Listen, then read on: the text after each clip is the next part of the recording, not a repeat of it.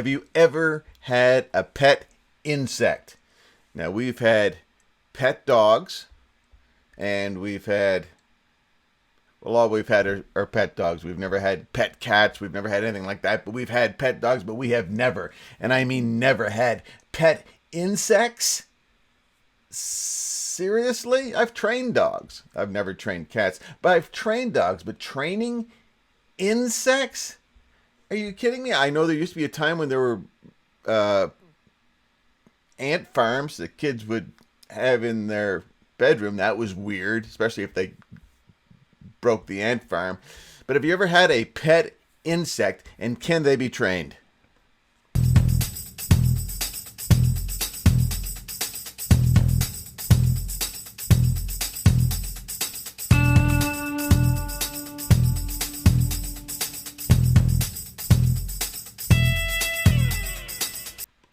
Zig Ziglar tells a story of how to train fleas.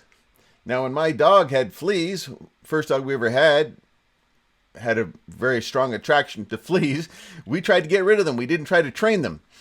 If we trained them, we'd train them to stay off the dog, but that's another story. But Zig Ziglar tells a story of how to train fleas. You get some fleas and you put them in a jar and you put the lid on the jar, and for about 20 minutes, these fleas will jump and hit their heads on the top of the jar for about 20 minutes. And after that, slowly but surely, the fleas would jump but never hit the lid again. Ever. They just got it in their minds that if they jumped only so high, they would be okay. But if they jumped too high, they'd hit their head on the lid and it would hurt. So they trained themselves, basically, how to not hit the lid. And then, once that happened, you could take the lid off the jar and the fleas had freedom. But they would never jump out of the jar. They would die in the jar with freedom just above their limits. They got it in their head, so to speak, that they couldn't jump at a certain level. Period. End of story. Wow. Let's talk about limits and the limits that we put on ourselves. I'm Bill McConnell, Conquer Yourself Project. Columbus decided that he could find the west or find the east by sailing west. The world believed that the world was flat, but he didn't. He got rid of that limiting belief and went the other way. The Wright brothers, the world said you can't fly. There's no way you could fly. People have tried and failed, tried and failed, tried and failed, and they just kept trying until they did what? Exactly. They flew. It was also said that man would never leave Earth, would never land on the moon. But in 1969, guess what we did? We landed on the moon. So on and so on. And then there's this guy, Roger Bannister. May 6, 1954, Roger Bannister did what? He broke the 4-minute mile. Before that, scientists, doctors, physicians, everybody for hundreds of years literally said it's impossible to break the 4-minute mile. Men cannot handle it. Their bodies can't handle it. Nobody can handle it. And yet Roger Bannister decided beforehand that he would take away that limiting belief and he would break the 4-minute mile. He was going to do it. So on May 6, 1954, he did that. He broke the 4-minute mile. 47 days later, an Australian broke the 4-minute mile as well. Later on that year, those two ran against each other, and both of them broke the 4-minute mile. A year after Roger Bannister broke the 4-minute mile, you know what happened? It's crazy. 8 people in one race broke the 4-minute mile. Now today, what have we got? We've got, well, actually, a year later, today, over 1,500 people have broken that mark. But before 1954, everybody in the world said it was impossible. Absolutely impossible, except Roger Bannister. Yeah, so think about that. So let's take a look at these 3 questions. Who decides the limits? Who decides the limits in your life?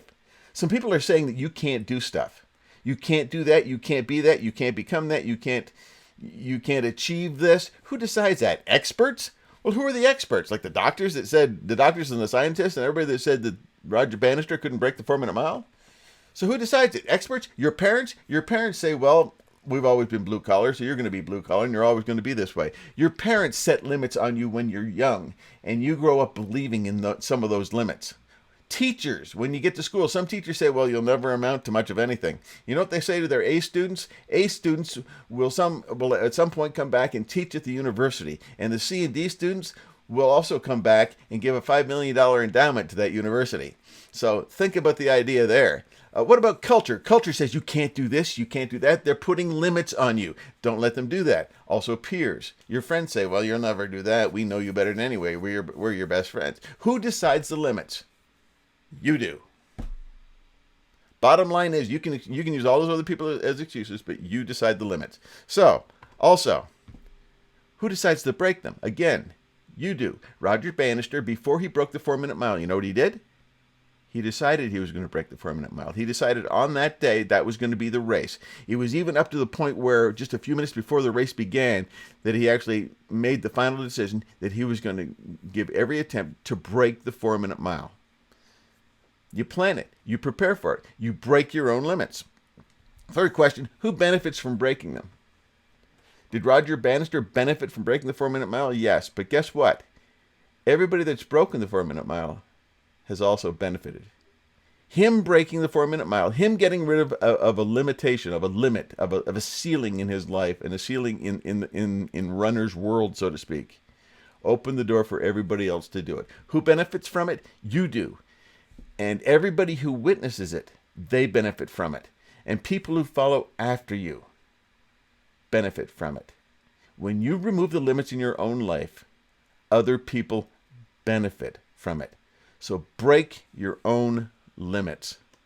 Mike Kim says, who do you have to become in order to serve the people you want to serve? Who do you have to become in order to serve the people you want to serve? I'm going to leave you with that. Conquer yourself. I'm Bill McConnell. Conquer yourself. Have a great day. Oh yeah. Check this out too.